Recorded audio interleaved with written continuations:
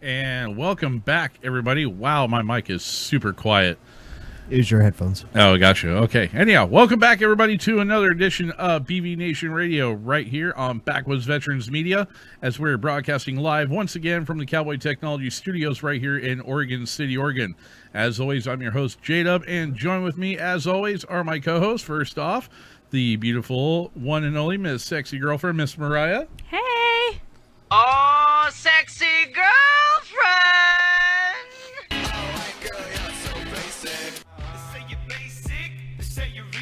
And then, as always, our outdoor expert, my fellow U.S. Army veteran and brother of another mother, the one, the only dapper sapper, Mr. John Toll. Here's Johnny. The show can wait. I need to look pretty. And last but not least, our producer, the man, the myth, the legend, behind the scenes, the voice from the Wizard of Oz, the high-tech redneck himself, good old Jaw.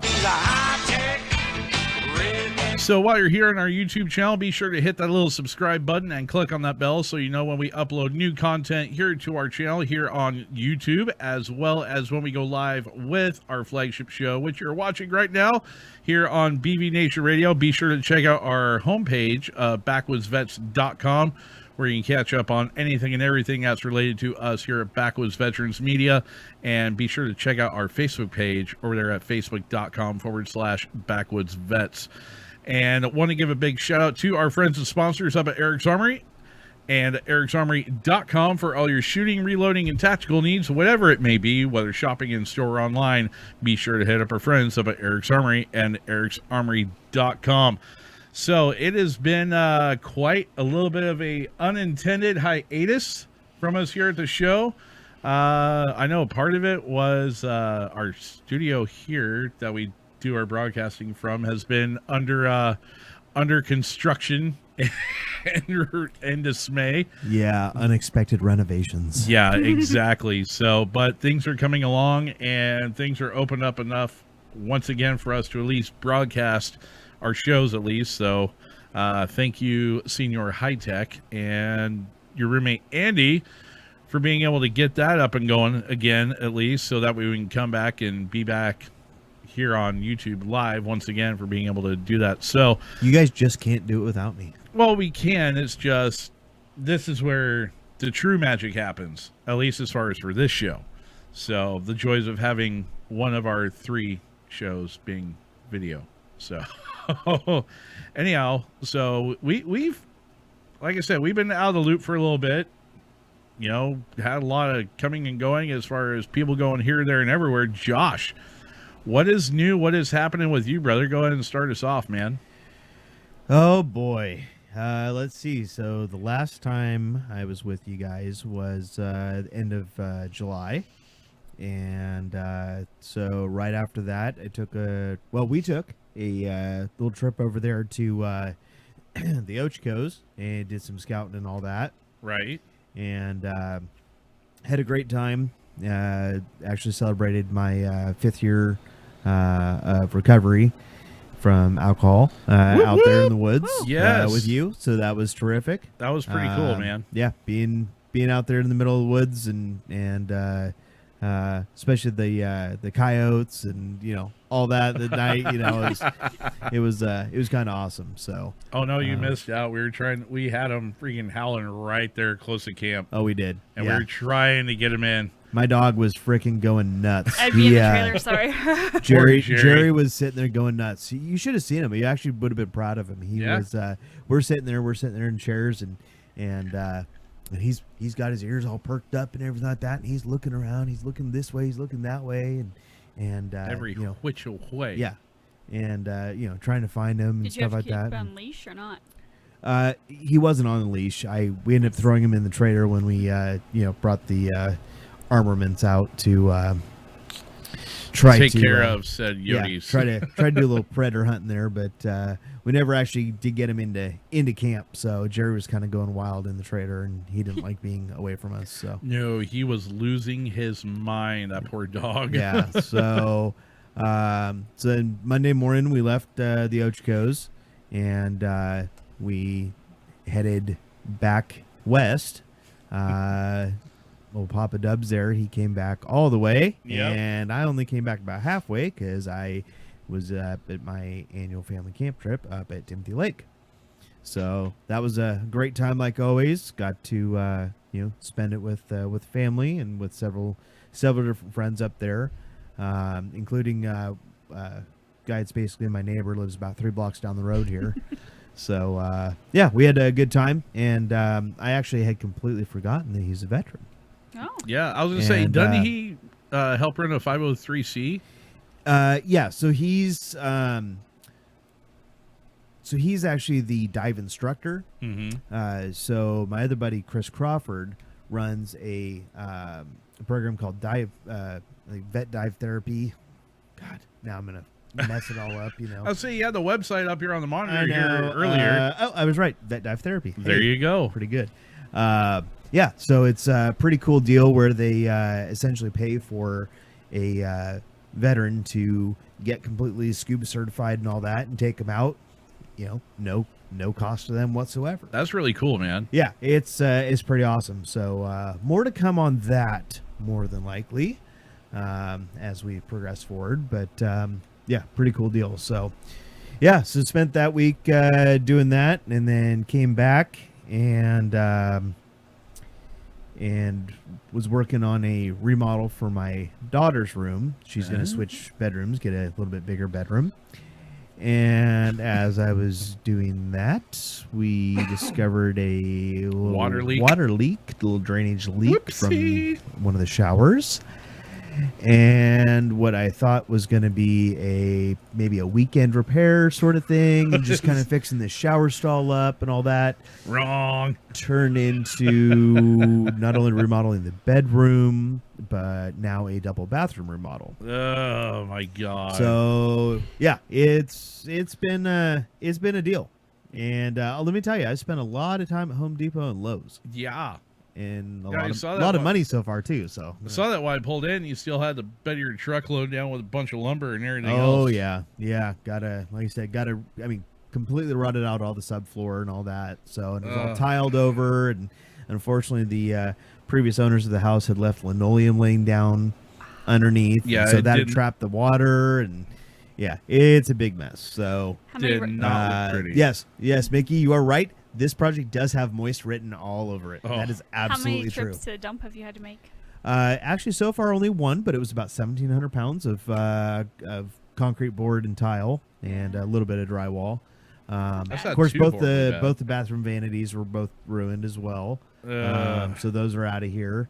Forget about it. That's right. So yeah, it's that's basically what I've been working on, and then of course with work, I'm back to kind of relaxing the rules a little bit. So I'm back to traveling. So I was up in central Washington last week, which, by the way, Yes. the Wenatchee National Forest is actually very beautiful. Nice. So I got the opportunity to drive up there to Wenatchee, and on the way back, I actually came back on Highway 97, and got to travel right through the middle of the Wenatchee National Forest. So Nice. pretty cool. Beautiful. Have you been up there, John? I've fought a lot of fire up there. Did you? Nice. Yeah, I actually wish I would have had some more time to actually go and walk through the forest and all that kind of stuff, and talk to another buddy of mine who lives out of Kelso, and he said his grandpa used to take him up there all the time. So kind of makes me a little interested to get back up there and check it out again. And then this week I'm going to be heading down to Southern Oregon to Medford. Be down there for a couple days, and then I actually just hired a new employee, and he's starting the week after, and he's up in Seattle. So I will be in Seattle for 3 days. Gotcha. So yeah, kind of bouncing all over the place. You are quite the busy boy then. Yeah, a little bit. Good Lord. Wow. Speaking of forests and traveling and fires and everything else, John, things are a little smoky out in your neck of the woods, aren't they? Yeah. Yeah. A little bit. Well, I know you guys got a pretty good fire going on down there, just southeast of Prineville Reservoir out there. Actually, it's due east. I'd say it's in the Maoris. What's that? It's in the Maoris. Yep, it's in the Maori Mountains, which are part of the Ochoco National Forest. It's the frog fire. Katrina and I actually drove out there during the initial attack phase before anybody was on it, and I got to get her up close and personal with some. What actually turned out to be a pretty impressive ground run. I was actually pretty stoked to see that again up close and personal. And of course, it was her first time being that close to something like that, so that's pretty cool. But yeah, we got that fire going, and then we've got another fire out at Green Ridge and Sisters, which Green Ridge burns all the time, and it's doing what it does every time every time that Green Ridge and Camp Sherman burns, is it makes a run to the top, and then it flanks out the sides, and it's done. And it's almost done. So Good. I'm glad it's on the north side of the highway there. Yeah. You mean the south side of the highway? North. What, the fire? Yes, in Sisters. Oh, and Sisters. Gotcha. Yeah. Never mind. I was thinking of something else. yeah, so it's a little smoky here, but other than that, not too bad. Yeah. So, are we in my week in review? Absolutely. I lost my train of thought for a second. Yep. My week in review. It's been pretty good. Last weekend, obviously we didn't have a show, and Justin, Ryan, and Ray were over here because Ray had some DMV stuff going down. So Yeah. It was kind of cool to see those two, and you two over here on Sunday night. It's pretty neat. It was pretty neat. Yeah, I'm in about a month at my new job, and I can honestly say that I'm living like I'm just happy. I'm so much happier than I was before, and it has made a world of difference in my life at this point. So I'm pretty stoked about that. Other than that, just kind of I don't know. Summertime, relaxing. I've actually been home the last 2 weekends, which has been fantastic. All right. Miss Mariah, what has been going on with you here lately? I've been off the show for about 3 weeks, just like High Tech has been. August 4th, I took off with my parents, and we drove through Oregon, through Idaho, through Wyoming, to Nebraska. Freaking Nebraska. Yes, and I was there for my best friend's wedding, which, their weather, they can have it. I'm not a fan of it. We left here on It was a Tuesday, and we got there Thursday afternoon. Started setting up for the wedding and everything because nothing was set up yet. They're having an outdoor wedding. And then Friday, the tent rental showed up, so we had set up the tent and everything and finished setting up all the decorations for the wedding, for the rehearsal dinner, which had a fiesta. So that was good and everything. Really fun time. Went out Friday night to the nearest town, which is an hour drive from her. Freaking hour drive just to town. Because she lives out in the middle of nowhere. It's Nebraska. Yeah. So that was fun. And then Saturday we had her wedding. Beautiful ceremony. Everyone had a great time and everything. Then it came to they had to actually cut their cake before the ceremony because of the heat and humidity. The cake started melting. I'll say, didn't you give us a report on this when? A little bit when I called in, and Yeah. then during the reception, the wind kicked up. It went from like nice blue sky to wind kicked up to within 20 minutes, dark gray clouds roll in, thunder and lightning, storm, the wind 75 miles an hour, and we're going like, is this normal? And everyone from back there is like, oh yeah, this is normal and everything. And 2 miles from where we were, tornado touched down. So I was on the phone with J-Dub at the time, and I was like, funnel cloud, 2 Gotta miles from go. us, Click. touchdown, gotta go, bye, and I hung up on him. I was like, So he kind of got what freaked just out. happened? And then within 2 hours after that, it cleared up and everything. So, yeah, it would not have been her type of wedding without that, I don't think.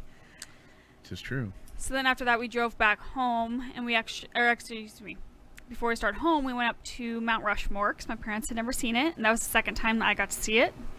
It's totally different than when I was up there 13 years ago. So I got to go with my grandparents. Because of the visitor center changes? Yeah. Visitor center changes, parking garage, the entranceway going into it, everything has changed from when I was there.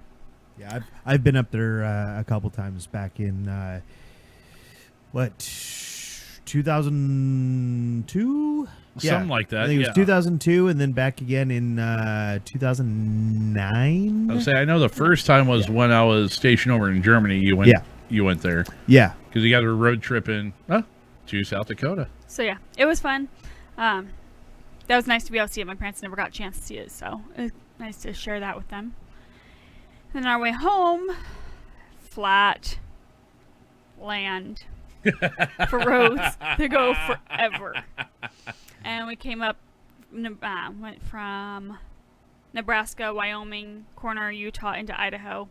All drove that in one day, and we stopped in Idaho and visited some family. You've been that road before. Yes, I have. But yeah, it was a good time with that and everything. And then got home for 2.5 days. Went over and visited John and Katrina for a weekend, and then back home again. And I'm happy to be home and get to go back to work tomorrow after 3 weeks off. So looking forward to that. Nice. About time. Yeah, I know, right? Get to be back to being a contributing member of society. Gosh. Yes, it is. So other than that, enjoying the summer and sunshine. Oh, you weren't stressed out at all yesterday?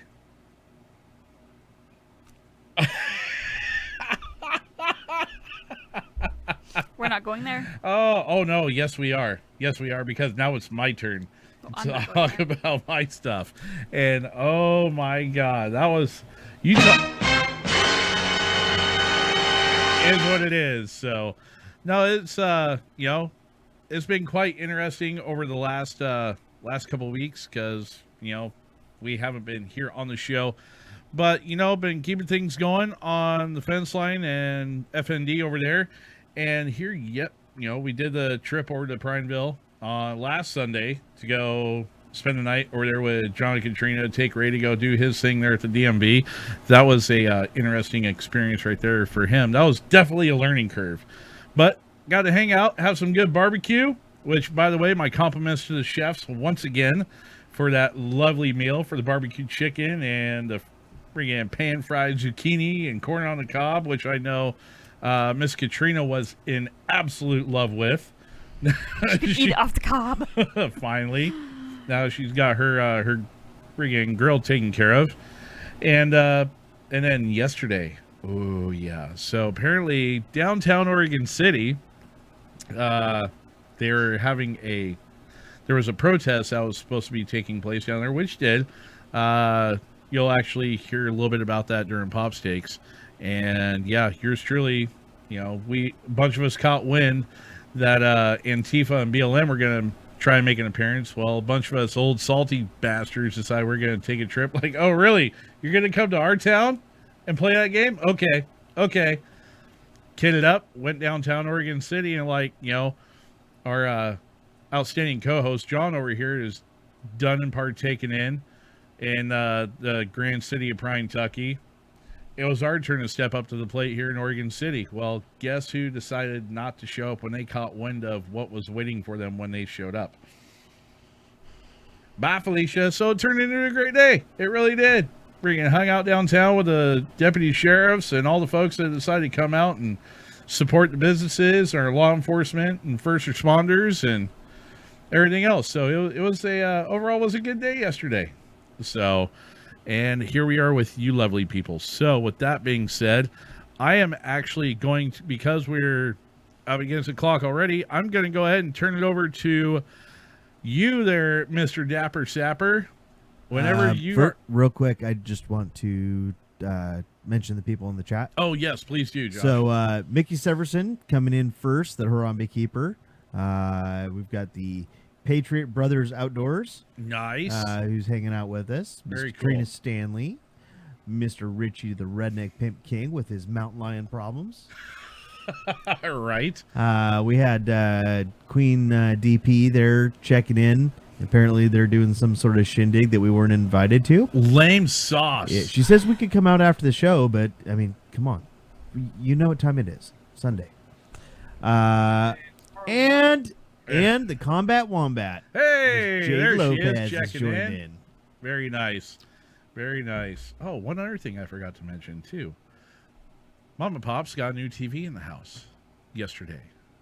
Big old 65-inch in the middle of their living room. The only reason I bring this up is because now that TV that they have is Wi-Fi compatible, is logged into the Wi-Fi system in the house, and they can actually watch our show, which I'm sure they are right now, on their big 65-inch screen TV in the middle of the living room. They have to have 65 inches of you. Is what it is. Hey, that's only 7 inches short of the 72 that's normally walking around there. So, also, want to give a big shout out. Thank you, Mariah, for pointing that out.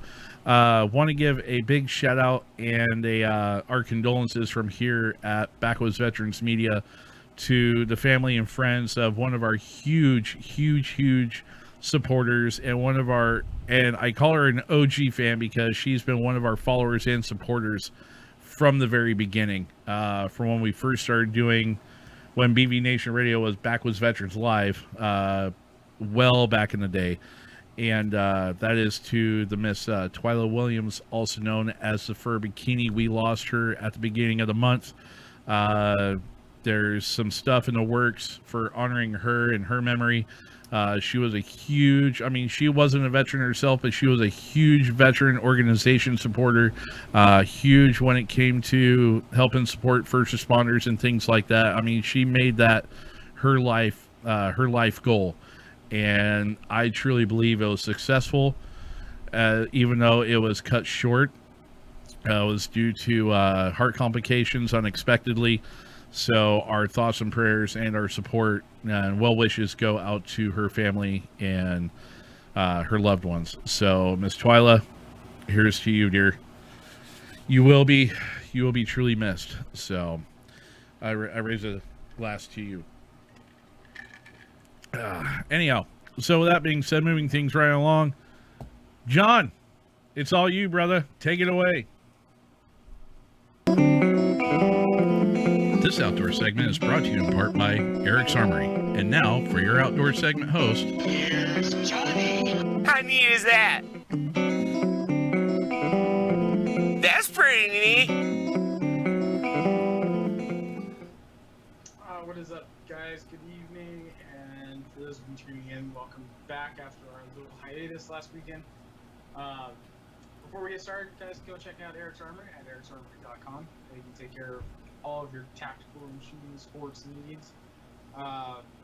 If you're in the area, give them a call first, drop by, see what they have in stock for you, and or just give them a call, period. Surf their website, check them out on Facebook and Instagram, and definitely leave them a like and share them out as well. So today first on deck for the outdoor segment is something that it's kind of cool, actually, coming from California, which you don't hear all that often. Did you really just say that? Did you really just put California and cool in the same sentence? Yes, even? he did. I did, and it gets even better because it involves the Ninth Circus Court. Say what?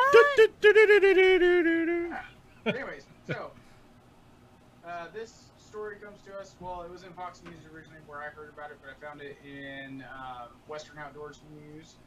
August 14th, Sacramento's California's high-capacity magazine ban has been blocked. Sacramento standard capacity gun magazines capable of holding more than 10 rounds of ammunition will remain legal in California after a ruling by a 3-judge panel of the Ninth Circuit Court. So, for those of you that don't follow the gun industry that closely, California has been one of those pain-in-the-ass states when it comes to the Second Amendment, due to their government down there that has decided that Californians can't exercise their Second Amendment right unrestricted. As far as magazine capacity goes, like even rifles. John, hang on 1 second. Apparently, we're having some sort of a mic issue with you. I don't know why, but I guess people are saying they cannot hear you. We can hear you just fine. So, yeah, I'm not sure why that would be. So give me just a moment. Jada, maybe you can kind of fill in here for a minute. Okay, sorry, I was responding to messages from people in regards. So, anyhow, so like John was saying, this news actually came out of Western News, or Western Outdoor News, was originally posted by Fox, and this one comes to us out of California, which is actually kind of ironic because you never hear good news in California, especially in regards to Second Amendment stuff, which is, hey, kind of ironic because I'm wearing the Oregonian. Anyhow, out of Sacramento, standard capacity gun magazines capable of holding more than 10 rounds of ammunition will remain legal in California after ruling by a 3-judge panel of the Ninth Circuit Court. Individual liberty and freedom are not outmoded concepts, San Diego-based U.S. District Judge Roger Benitez wrote as he declared unconstitutional the standing law banning the magazine capable of holding more than 10 rounds. Such magazines were banned in 2000, but anyone who owned one prior to the ban was permitted to hang on to them. Chuck Michael, attorney for the California Rifle and Pistol Association, also known as CRPA, as well as the NRA, indicated the ruling may be a big step toward eliminating the entire ban, which would allow gun owners to legally purchase those magazines for the first time in 20 years. We're still digesting the opinion, but it appears to us that he struck down both the latest ban on possessing by those who are grandfathered in, but also said that everyone has a right to acquire one, said Michael. The response to the CRPA website, crpa.org, stated, today's opinion, however, should not be read as immediately ending the ban on acquiring magazines over 10 rounds. While possession of these magazines remain legal under the injunction issued by the district court in 2017, it is unclear whether today's decision lifts the district court's 2019 order saying the injunction that would have halted the enforcement of the manufacture and acquisition ban. According to the terms of that order, it remains in effect pending final resolution of the Duncan appeal. Hey, John, go ahead and try to talk real quick. Sorry. Can you guys hear me? Oh, yeah. Oh, yeah, we can hear you. Studio, I mean the audience. Oh, my gosh. Anybody? I don't know. We're waiting for a response in the comments right now. Hang on. Combat Wombat says still low, as well as Pimp does. He says you're still very low too. So anyhow, moving along with the article while you guys try to finish working on that one. And because the state of California may petition for an 11-judge en banc panel to rehear the case or file a petition directly to the Supreme Court of the United States. It may be months before this appeal is finally resolved. Put simply, take caution. It is unclear whether California residents may begin to purchase magazines over 10 rounds yet. End of article. So basically, you can get them, but it's kind of in hiatus right now. However, the potential for being able to legally purchase and acquire those magazines now, it's highly likely that you can. I mean, it's one of those exercise caution and good judgment when looking into that. So for those of you viewers that are down in California, yes. And the verdict is low and not of the GI variety. Fair enough. Still low, but can hear you. Go ahead and give it another Now shot there, I'm John. low. Hello. Anybody? Keep talking for a moment so we can see if we can hear you or not. Continue. Somebody tell me if I'm coming in. Said that Josh had it for a second, but now it's back down. Oh my god. Jeez. Christ. Holy chingal, man. Do I need to like hang up and call back? Possibly. Everybody's saying better now. John, you're Oh, there we really go. loud, All right. not Well, whatever it is, it's better. Cool. better, but not good. Well, So yeah. Anyhow, we shall continue the show. Yes. So now we're done with the California article. John, what were your thoughts about it? Well, I'm pretty stoked about this. We actually were watching the news at work, which, for those of you that don't know now, I work directly in one of the largest names in the firearms industry right now. Yeah, when we saw this at work, we kind of jumped up and we were just like, "What? Are you kidding me right now?" Like the Ninth Circuit did something that's actually useful for a change. It was pretty cool to see that, actually, and to see that Californians, for the first time in 20 years, may be able to finally buy high-capacity magazines like the rest of the civilized country. You know,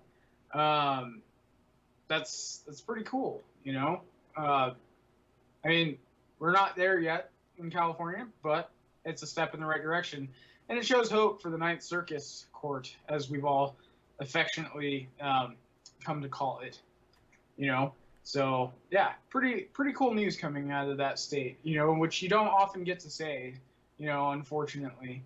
So you know, my hat's off to the Ninth Circus, and you know, keep doing good things. Don't go backwards, just keep going forward. By God, exactly. And you know, that's the cool thing about it, is that over time, the Ninth Circuit has become more and more, since they've had some new bodies put it in, fresh blood put into that circuit, it's actually starting to become a little bit more balanced out versus the extreme liberal that it was for so many years. I mean, it pretty much was just a reflection of what San Francisco was versus a balance of what it should be when it's actually legally representing the entirety of the West Coast, basically. Yeah, So, it's not psychotic anymore. No, which it's is not. Kind of nice. Anyways, yeah, so that was pretty cool. Our next story that we got on deck today comes from one of my favorite selections for hunting, outdoor news. Sharpshooting debated as a method to reduce Idaho elk numbers. And I would love nothing more than to get on in on this. Mm-hmm. Twin Falls, Idaho. The growth of the elk population in parts of Idaho has caused state wildlife officials to step up efforts to reduce the number of animals damaging private property with various methods, including nighttime sharpshooting. Giggity. Sharpshooters. Like, I'm all about this. Giggity. I love Idaho more and more every day. Right? Idaho Fish and Game said wildlife officers killed 206 elk last year in an effort to prevent animals from eating thousands of dollars worth of crops, the Times News reported. Some elk hunting hunters in said, Idaho. What's that? So we need to go elk hunting in Idaho. I know. It's on my bucket list to get an out-of-state wolf tag, maybe possibly this year. Like, that's like a dream and a goal of mine. Some hunters said Fish and Game should have used sportsmen to shoot the elk instead of allowing sharpshooting staff members to elk grazing at night. Fish and Game officials said they cannot allow hunters onto private land without permission, and many landowners are reluctant to allow basically rando hunters, which if I was a landowner, if I didn't know you or you hadn't purchased one of my LOP tags and gone through my screening process, yeah, I'd be a little leery of that too. So I actually agree with Fish and Wildlife on this. They're reluctant to allow hunters that they basically don't know onto their property. Night hunting also is illegal by private citizens, preventing the state from using hunters as sharpshooters to kill the animals. Hunter, wow, this dude's name is ironic. Hunter Beard Golay said he is working with Republican State Senator Lee Hyder to prevent fish and game personnel from killing elk. Even if nighttime sharpshooting does prove effective, Golay said he believes the department should not be allowed to kill elk while hunters are struggling to find them. It's not fair to the sportsmen, it's not fair to the elk, and it's not fair to the public, Golay said. End of article.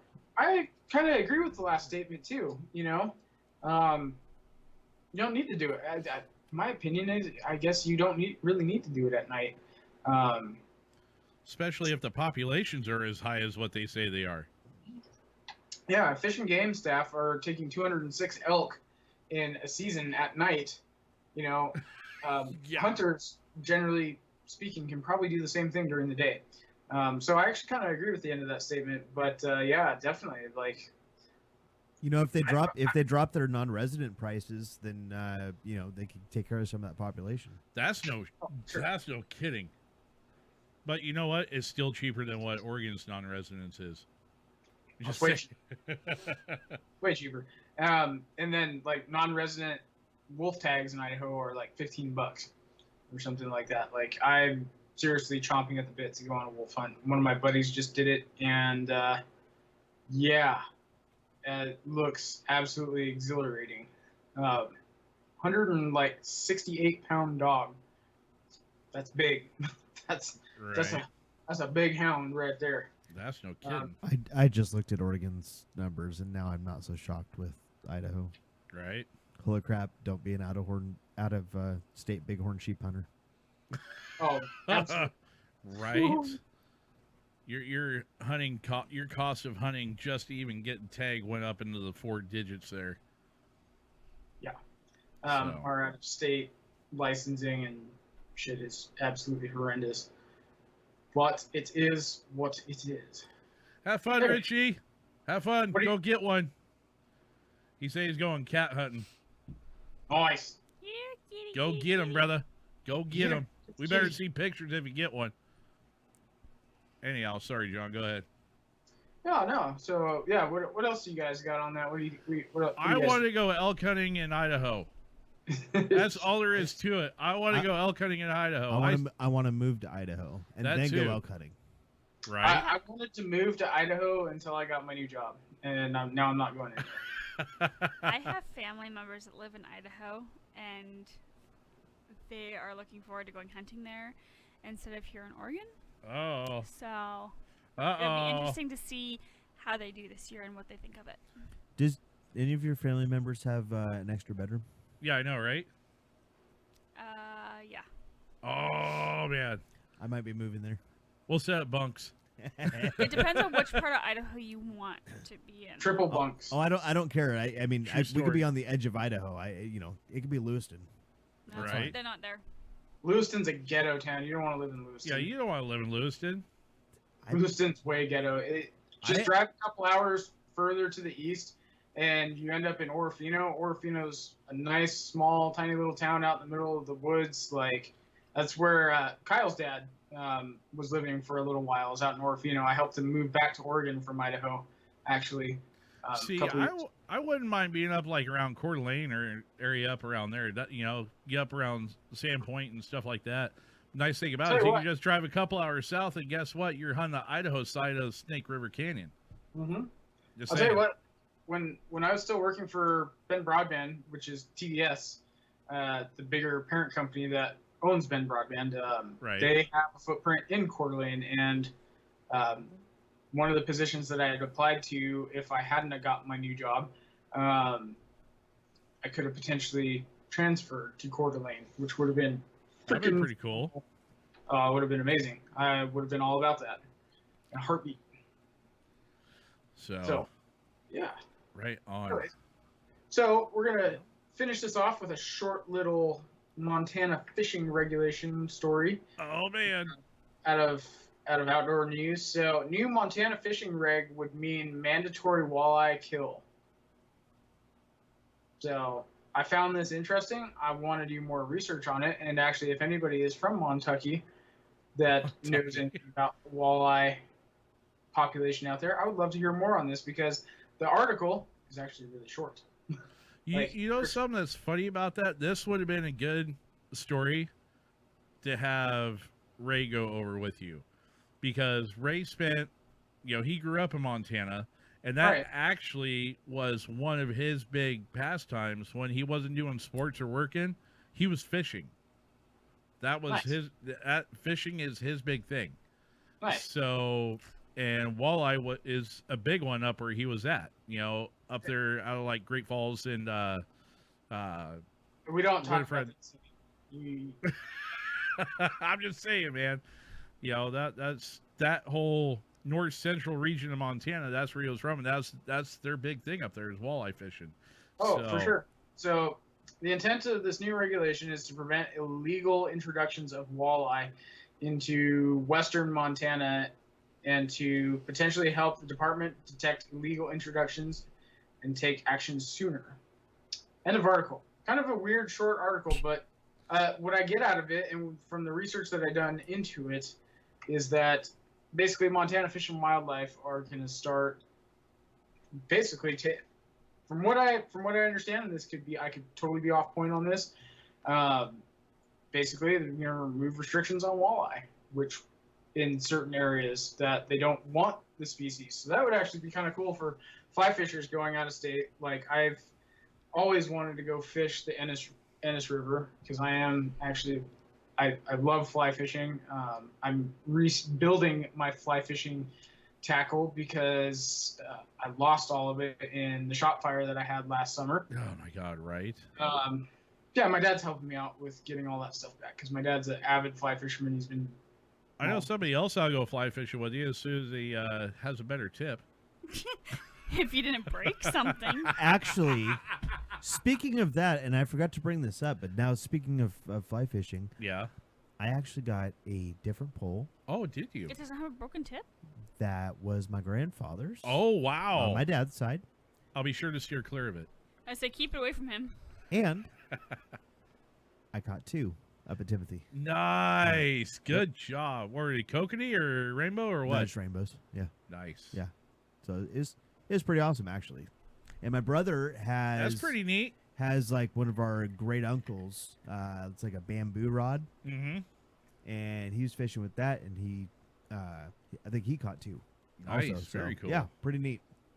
There's nothing better, in my opinion, than catching fish on a fly rod. It is the ultimate purest fishing, in my opinion. It's an art form. It's pretty fun, and like I didn't really ever grow up bait fishing. My dad has always been an avid fly fisher since I was a little kid, and that's the fishing that I learned how to do growing up. Which I don't have the patience for, like tossing a lure or a worm into the lake and just sitting watching a bobber. Like spin fishing is different. Like I can get into spin fishing. I don't mind it as much, but I can't do just the throw some power bait or a worm on a hook and let the damn thing sit in the water until something bites it. Like just it drives me nuts. It's want to do something, Right. Well, I hear you. I'm kind of the same way. I have patience to a point when it comes to bait fishing like that. But for me, I'm more of a spinner when it comes to fishing. Wait, you're a spinner? Oh my God. I'm glad You somebody set said yourself something. up. That You know what? is There's all a you. difference between a spinner and something else. So anyhow. You like to sit and spin. Wait, a spinner or a spitter? No, I swear to God, you just said spitter. no, somebody else. Never mind. I'm not going to go there. Yay. Oh, I'm getting the evil glare. She's like, don't you even say it. Anyhow. Oh, man. But no, I'm more into like using the rooster tails and, the spinner bass and things like that. But when it comes, y'all. Whew. Sorry, my boss is out on this hunt right now, What? and he's got, I think he's Anyhow. Looking at out of state. Anyhow, tag so, prices. but, when it comes to doing stuff like that's all fine and dandy for trout, but I prefer to do like the warm water fishing in regards to like fishing for bass and, bluegill and things like that. Something that's a lot faster action when it comes to, getting a line out and things like that. What the hell was that, high tech? Really, you don't say. He's giving some faster action. Yeah.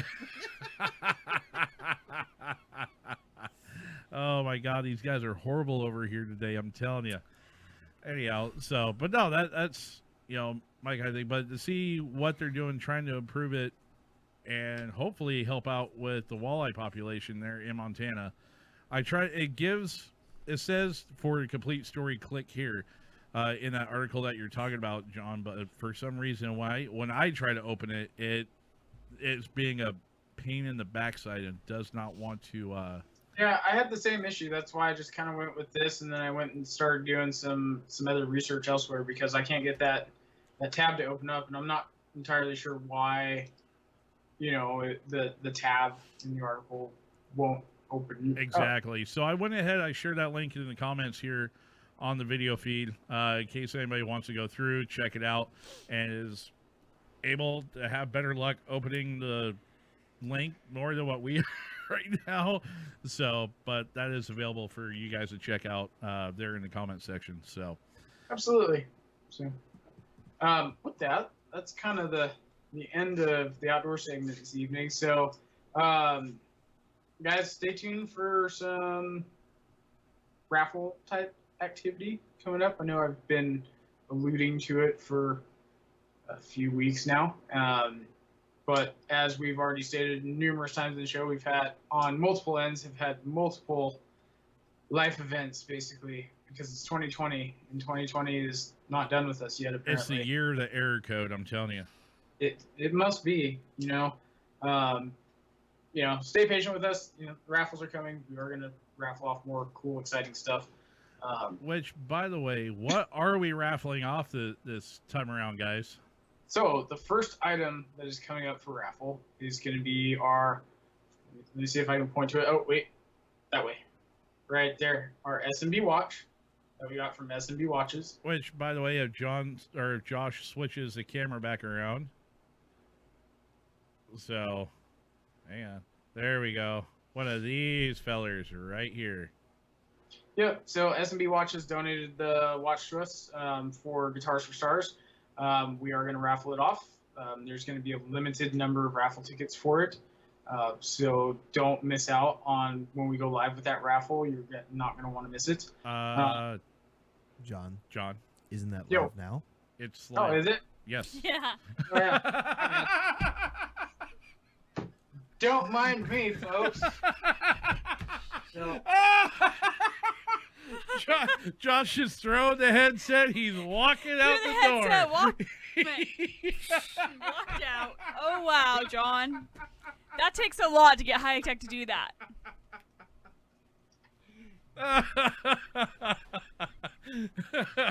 Anyways, yes, that raffle is Go live right now. I'm just going to do this.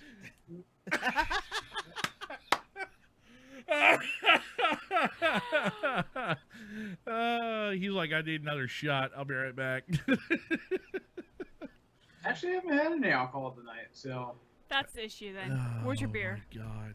there's no issues. Yeah, so the raffle is live. So go to our webpage and Josh, do you want to explain it a little bit better? Actually, if you just go to backwoodsvets.com, the main webpage there, you will see, if you just scroll right down, the very first deal right there is the S&B Battlefield Watch Raffle. And gives a little description about the watch, some pictures there, and that big old buy now link there. It'll take you over to our PayPal, and you can enter that $5. You can buy as many tickets as you want. But Up to 25. But there are only 25 tickets being sold in total. So once you do make that purchase, we will send you a email with a picture of your submitted raffle ticket. And that way you've got that number, and as soon as all 25 are purchased, we will go ahead and mix them up and draw one out. So, Heck yeah. yeah, super easy. Uh-oh, Mariah's or what? Are you buying tickets? No. I was going to say, what? Anyhow, but no, like I said, it's the same I was one. just testing it, make sure it worked. Same one I'm wearing right here, and it's actually pretty cool because does a tack pen come with it, guys? Yes. Are we doing Yes. a tack pen? What? See, It's right there you here. go. Same exact set that I got. Right there. It shows the picture of the back of the watch, front of the watch with the tack pen. Yeah, I'm and then looking. close up. And the cool thing about it is that I have an SMB. John, you have an SMB from SMB Watches. We're raffling one. I'm telling you, these Josh guys needs one. and SMB has even told us directly, like, yeah, we're the unofficial. We're unofficially the official wristwear of Backwoods Veterans Media. So I'm like, hey, works for me. These guys are awesome. You guys, I love the guys that are over there. I've spoken with them quite a few times now. They make an awesome product. Go check out their website. They're not a sponsor of ours, but I'm going to just say, as far as, outdoor products and as far as awesome products go, go check them out. They're a pretty awesome company. Anyway, and they make great watches too. So with that, then once we finish the raffle off for the watch, we will raffle off the next one, which is going to be the Vortex rangefinder. Man. Oh yeah. So anyways, guys, that's all I got for the outdoor segment. One last little safety tidbit thing for the woods. If you're going out in the woods right now, don't be dummy and don't be starting fires and stuff like that.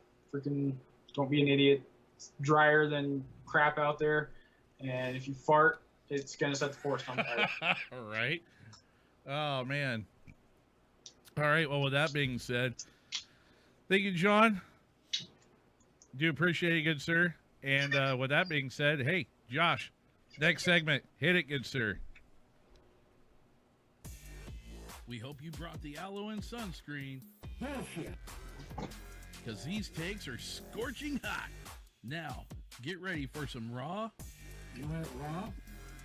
gritty, and unfiltered takes from the old man, Don himself. She can't say the truth because if it does, it makes her look like an idiot. Because that's what she is. These are Pop's Takes, right here on BB Nation Radio.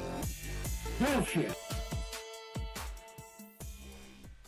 Well, welcome back, good sir. How you been? Oh, not too bad. I'm still a little weak for my little episode with the heart and all that, But you're sounding good. You're looking good. well, I don't know about looking good. Honestly, you look better than what you have for a while. Honestly. Yeah. It's just I'm awful weak and everything, and I'm still fighting that heart rate, but it sometimes gets a little out of hand going fast and all that, but I'm doing okay. Good. Good. Better by the day. Yeah, that's very true. I mean, shit, you lost a bunch of weight, too. You went from, what did you start out, like 253, and now you're down to what? You're like, 197 this morning. oh, my God. Wow. So over 60, right around 60 pounds. 56 pounds. Oh, my God. I can only dream of getting under 200 again. And I'm just saying. the way I lost it, you don't want to do that because it's No. really that quick and everything leaves you really weak and takes a lot out of you.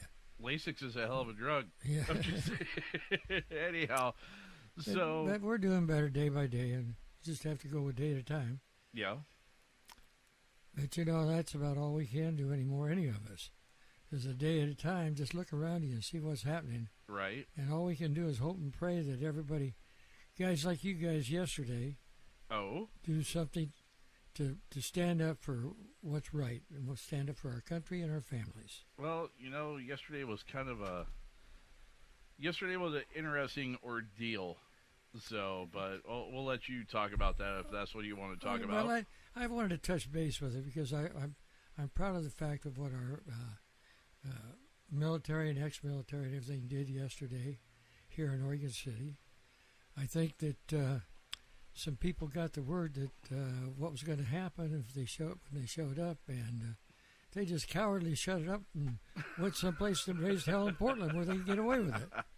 Right? They did. They went up to Portland and started raising a whole bunch of hell up there. And, Again. yeah, For what day are they on now? Like what, 84 or something like that? closer to 90. 83, 84, something like that, as far as days protesting in Portland. It's too much. And they're not really protesters. They're just trying to be terrorists and destructive and ruin our America the way we built it and knew it and have known it. And our ancestors helped develop it all the way from scratch. Yeah, that's very true. And, they talk about slavery and all this and reparation and all for... Well, what about reparation for the whites? What? Yeah, where's our reparations? I told you yesterday. Do you know who built the pyramids? The Jews, actually, they were the ones. They're white, aren't they? Not They necessarily. were then, but they were a darker skinned white. They weren't More black. olive, Yeah. we'll say. They were not quite as dark as a Hispanic, but they were there. And whoa, I think I went dead. But it was really something to think about. All the the worst slave drivers or slave traders. A lot of them are black, and in Africa and in those countries like that, Right. the tribes used to take and capture each other. Some of them they ate each other. Some of them they just flat made slaves out of them, and some of them they sold as slaves. It's straight up nasty. Yeah, but it was Damn cannibals. Kind of reminds you what's going on right now if you think about it. yeah, like the guy wanted a choice thigh, right? Oh my God. Hannibal Lecter, ladies and gentlemen. Just But- saying. There's so many things, bad things that went on in history. But the thing is that our young people don't want to know history, and they don't want them to know true history. Now, are you talking, when you say I'm that, talking are about- you talking young people themselves, or are you talking like the educators? Well, the The quote-unquote educators. they're not educators; they're indoctrinators. Okay, that sounds a little bit more on par with. Well, they don't want them, the younger generations, they don't want them to know the truth. Right. They don't want them to know what has happened in the past, century after century after century. I mean, America was not the first country born, and in England, before they came to the people come here to colonize the United States, Yeah. America, they didn't call them slaves, but they called them serfs. Servants, yes. No, serfs. SERF. Oh, serfs, huh? They were. You had the landowners, and then you had the people that ran the land, and then you had the serfs, which were basically slaves. Right. They worked for keep, and that was it. And it Sorry, I'm wasn't- not laughing at you. I'm laughing at your dog that keeps running back and forth here in the studio, running between you and I. Like, hi, Dad. Hi, Jay. Hi, Dad. Hi, Jay. Somebody pet me. But it's things that have happened over the complete history of man. Right. I mean, go clear back to the days of Cain and Abel, and back in Adam and Eve, and all that. But they don't want them to know true history. They want them only to know what they can feed them, and that's not right. No, I concur. And something has to be done about it. And what you guys did yesterday, standing up for law enforcement or law. No, you guys weren't really standing up for the law enforcement. You were standing up for law. I guess you could call it that. Now, A little background on that as far as what was going on. So, for our listeners that may be wondering what Pops is talking about. So, yesterday in downtown Oregon City, there at the courthouse there for Clackamas County, there was a protest that was scheduled to take place for a gentleman by the name of George Robbins, who was arrested back on February 20th by Clackamas County deputies for him and another gentleman for a cold case murder that took place in 2011 was when the original crime took place. And I guess apparently due to some circumstantial evidence and things of that nature that haven't been released, obviously because, law enforcement and the district attorney is not going to release that information, Until before trial. until trial, correct. Well, they have to release it to the defense. Well, right? yes, there's that sharing privilege, but they don't have to share it publicly. They can't share it publicly to maintain the integrity of the case. So anyhow, but because of that, there's a moratorium put on trials and things like that, of that nature, by Governor Kate Brown until this COVID stuff is quote-unquote done. Which in turn, so these gentlemen are being incarcerated without their due process. They were arraigned the next day after they were brought in, but there's no bail, there's no tentative trial date or anything else like that right now in the books for this case. Well, most murder trials take place a year to a year and a half, 2 years after they're arraigned. And for murder, there is no... statute of limitations. I understand. No, I mean, there is no bail either. Not always. Not in all cases. If in second-degree murder... OJ, hello, take a look at that one. He was able to make bail. Well, until he freaking decided to go for a drive. Well, I don't know whether these guys... Weren't they convicted felons at the same time? One of them was. One of them was, from And what I've been able to find. From what you were saying yesterday, I think it was, or I think somebody told me that this guy was on parole. From my understanding, he was on probation. However, the fact remains, he is still being held without his due process. That is what's going on here. They don't even have to do due process with him. They just throw him back in the clink and leave him there, because he's on probation until the end of his original incarceration is up. Fair enough.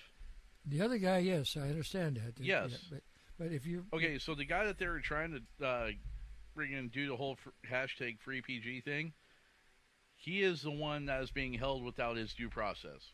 The other guy was out on probation. He is not. That's okay. That's what I'm trying to get at.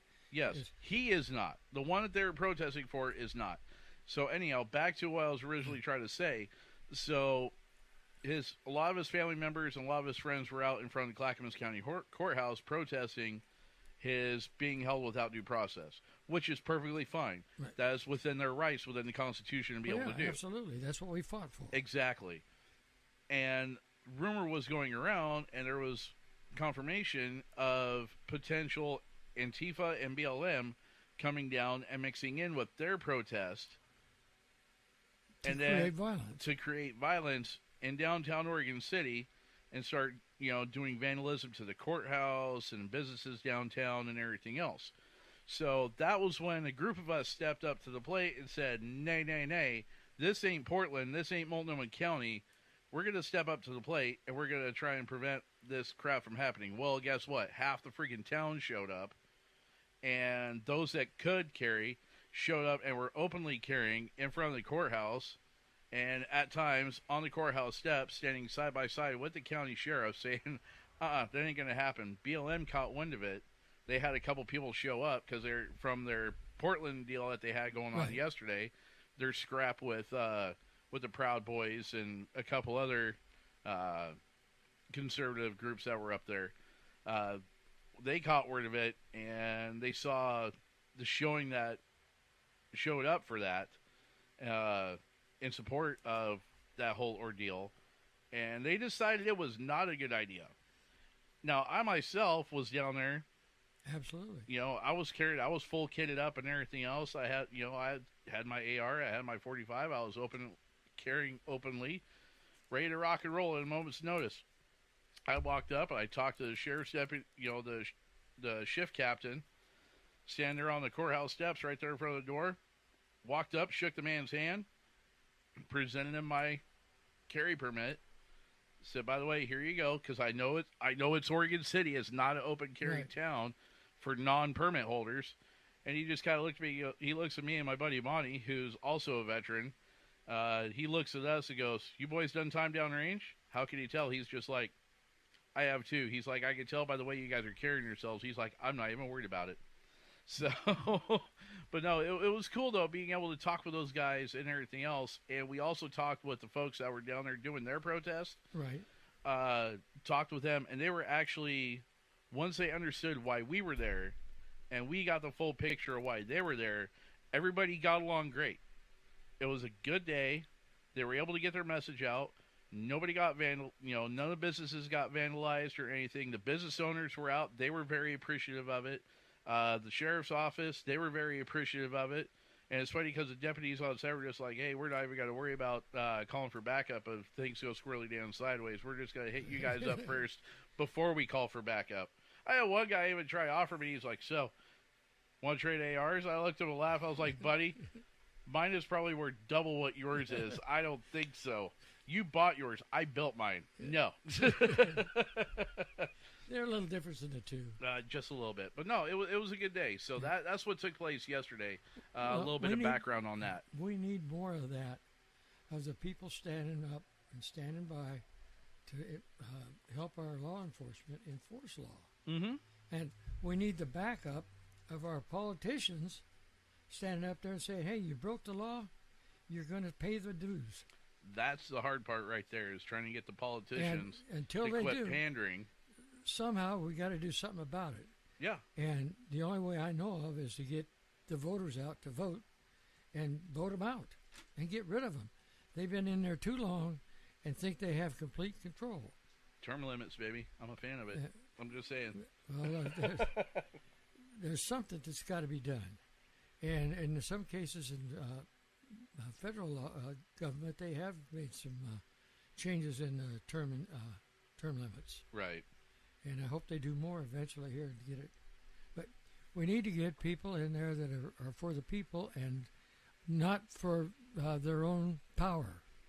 No, I agree wholeheartly. So, anyhow, all right, Pops. Well, thank you very much. We do appreciate it. Welcome back. And we look forward to talking with you more right here on BB Nation Radio, as well as our next edition of Pops Takes right here on BB Nation Radio. Stand true.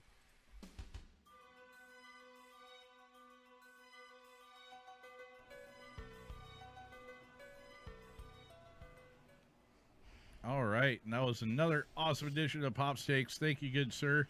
We do appreciate it once again, and glad to have him back. So, anyhow, with that being said, we got a lot more to go through, and we got a three-peat this week of your favorite segment and mine, Dummy of the Week. Hit it, good sir. I'll spell it for you. D-U-M-M-Y. Shut up, dummy. You big dummy. For every man, there's a woman. And for every dummy, there's a dummy. Dummy. And now, your Dummy of the Week on BB Nation Radio. All right, kicking off this three-peat, Mariah, take it away. You're All right, up for the first one. Your headline is Florida man accused of climbing onto semi in traffic during road rage incident. Oh! Brevard County in Florida. Following an argument on a busy interstate, a Florida man got out of his vehicle and climbed onto the cab of a semi-truck to confront the driver, according to the Brevard County Sheriff Office. Deputies said traffic was at a standstill on Interstate 95 Thursday when Richard Robitaille, 37, got into an argument with a 65-year-old man driving a semi-truck. After that verbal altercation, Robitaille got out of his vehicle, climbed the steps leading up to the cab of the semi, and continued the argument, records show. The semi-truck driver attempted to burn Robitaille with a cigarette, which caused Robitaille to push the driver's arm away, according to the report. Robitaille was arrested on the charge of battery on a person 65 or older. Moral of the story is, don't beat up on old folks. It's not good. They will win. And a truck driver, nonetheless. Really? Really, guy? Florida man at it again. Yep. He never seems to fail. Ah, good old Florida. Anybody else want to comment on this one? No. Is that... You probably shouldn't approach a truck driver like that No, it's a bad idea. in any circumstance, because these guys are crossing the country in most cases, or at least crossing state lines Right. and whatnot, and you know, they're going to protect themselves and protect their load and all those kind of things, and especially if you're having some sort of stupid argument. Yeah. First of all, don't get out of your vehicle. What the hell are you Especially doing? on an interstate. Right. Yeah. My thing is that he's lucky the guy just tried burning him with a cigarette. He didn't do anything else, because a lot of other drivers I know, at least when I was doing long haul, if you just got burnt with a cigarette, you were lucky. And That was the least of your worries. he's lucky the truck driver didn't have a dog or something with him too. Well, between that and passenger protection, as they like to call it, Yes. you know, their tire thumper or something else. Yep. John? Dude, a lot of truckers carry really big wheel guns. Okay, like talking 44 mag and up range. Mm-hmm. Like Don't mess around, dude. a lot of the truckers I know, that's exactly what they carry is 44 Magnum, or they, in some cases, one of the guys that I know that does some like just in-state, you know, like Oregon in-state trucking, you know, he carries a Smith & Wesson 460. That thing will take you off. Like, just don't mess with people, man. Just be a normal person. Oh my God. Idiots, I'm telling you. Idiots. So many of them. Speaking of so many of them, John, you actually submitted this one. Yeah, so we have a three-peat this week. So this genius comes to you guys from my hometown. So long story short, I'm not going to read the whole media release from the sheriff's department, but this guy, whose name I'm just going to put out his first name, is Aaron. He's in my hometown, and basically Aaron thought it would be a good idea to get in his vehicle and drive while intoxicated. And then he crashed into an ODOT vehicle and then crashed into an ODOT barricade, and got pulled over and blew a .15. So almost double the legal limit. Yup. So that's not what makes him dummy of the week. What makes him dummy of the week, and this part I just can't stop smiling about it. He is the significant other of the Cobla / Central Oregon Peacekeepers / Black Lives Matter Antifa, well, witch, because she actually claims to be a witch as her religion too, that has started a bunch of shit in my hometown and hasn't given us a moment's rest in like the last 4 or 5 weeks. Actually, probably longer now. The best part about this is, so her little toy, whatever you want to call him, Aaron right here, gets pulled over, blows a .15. She turns around, blames the police for setting him up. She said that there were knives and blades stuck in his tires, which is what made him swerve and hit the ODOT vehicle and the ODOT sign. Meanwhile, if you read through this article or through this media release, the ODOT employees are like, no, he was drunk and he hit our vehicle, stopped. We told him he needed to stay put, and then he fled the scene. So not only was he drinking and driving or intoxicated and driving, but he hit 2 different ODOT things and fled the scene. So he's got hit and run now too, on top of it. But no. Because he belongs to Black Lives Matter, the police set him up. Okay? Of course. The evil racist police in Crook County set him up. Okay. Yeah, Just say- did they have to force the alcohol down his throat too? Yeah. Apparently blowing a .15 in the breathalyzer means that the police set you up. Because they're the ones who just poisoned your blood with alcohol. Right. Just throwing it out there. Right. But anyways, yeah, I couldn't help not put this dude into dummy of the week. Man, he must be miserable with his other half then if he has to get freaking turned up and then go for a drive out in Powell Butte Highway and hit 2 ODOT vehicles basically and then get arrested. But, don't worry. His Antifa folks, they're trying to get him out of jail. They're trying. They set up a GoFundMe. Little do they know, and I actually did do some research into this, and I don't believe you can actually use GoFundMe funds to bail somebody out of jail. I believe it's actually not allowed or is illegal to some degree, but they aren't coming anywhere near close to getting this guy out of jail. His bond is like $70,000. Jesus. Well, the thing about it is not so much as that it's illegal. It's legal, but it's against GoFundMe's policy to be able to use that for those fees. So it's like you can try it, but the second that they find out, you're gonna have a big suit coming at you. They're saying they're bailing him out because the police wrongfully arrested him. How did they wrongfully arrest him?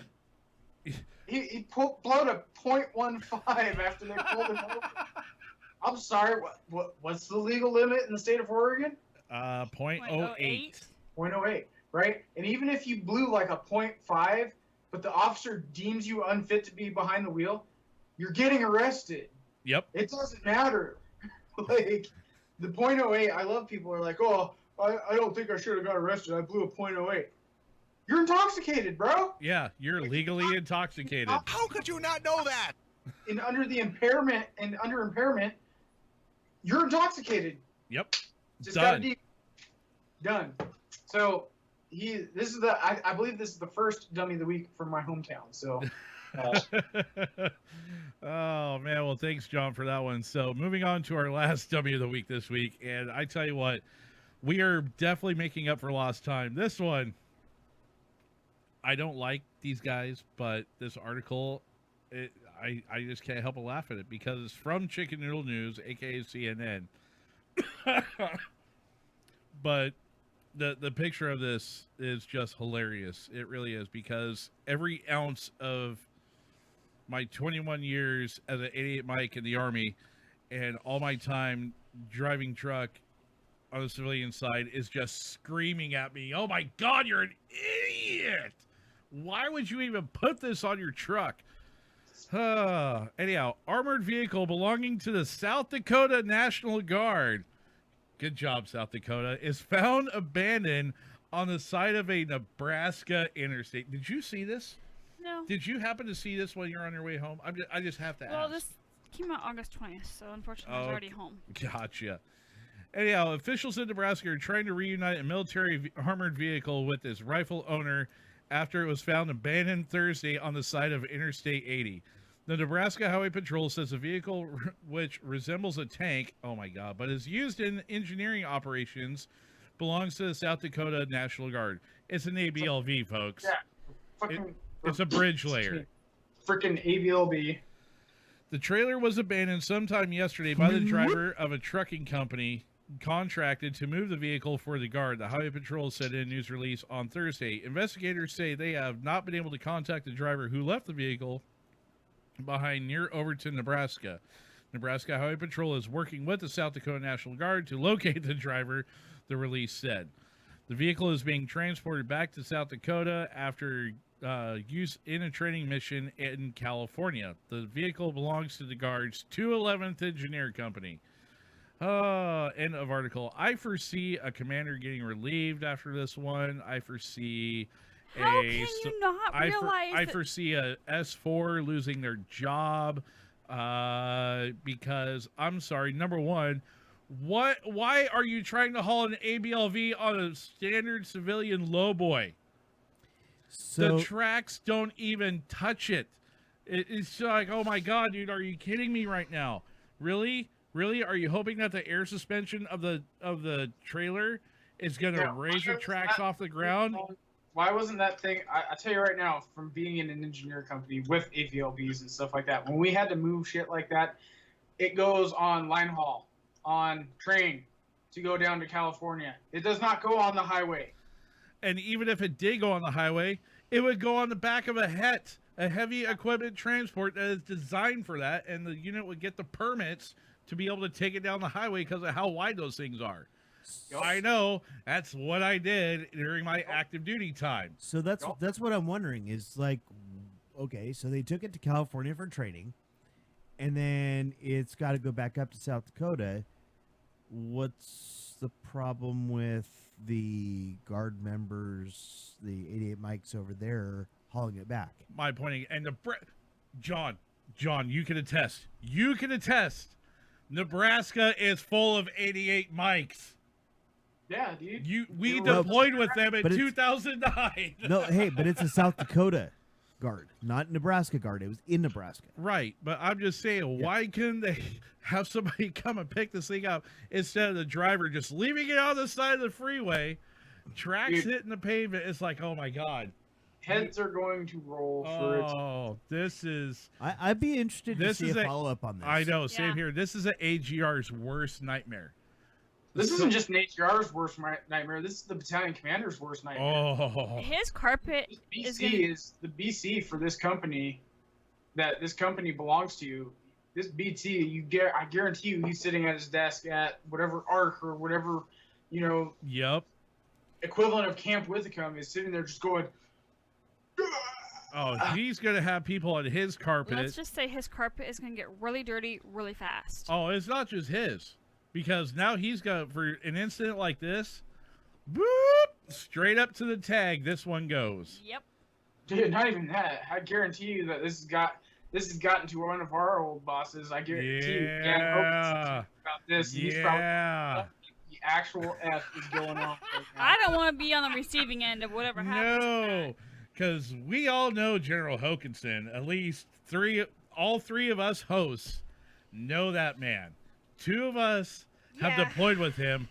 You have met him personally, up Yes. close and personal at the state military ball right Yeah, after we got back. Isn't he like the National Guard coordinator for the country or something He now? is now the chief of the National Guard Bureau. Yeah, that's He's what it was. also the one that I got super embarrassed with because the strap on the back of my dress broke. That's a and good story I with come him. up and grab my dress here. He turns, he looks at me and goes, "You're with Keeney, aren't you?" I said, "Yes, sir." He goes, Straight up calling "All out. right." Turns around, goes outside to talk to, at the time, Sergeant Keeney. I was just like, oh, God. I got so embarrassed. Yeah. Aaron. So I do remember him, yes. Yeah, that They have guy. good people. He is.